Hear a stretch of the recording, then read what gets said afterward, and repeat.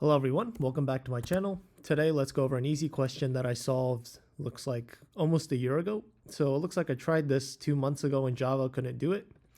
But let's go over this in Python. So it's again good to review questions I did like 10 months ago.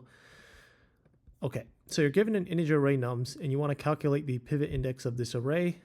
Pivot index is the index where the sum of all elements strictly to the left. So if we're on this index, then add everything on this side, and then is equal to all the numbers strictly to the index right. So if we're on this index, this value, then everything to the right.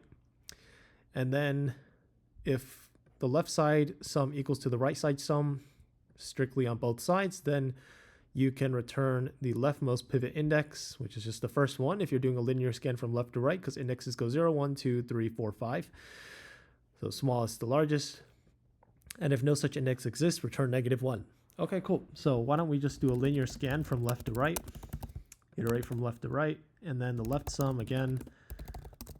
So it looks almost identical to the last question I solved, is sum of nums of up to I, right? We don't want to include the current. If we're here, we want to include up to this, not like this. So that's what this is. And then the right sum is sum of nums of I plus 1 to the end.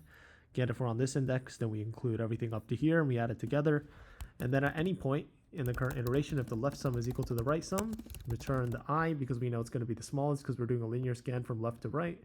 0, 1, 2, 3, 4, 5 with this for loop.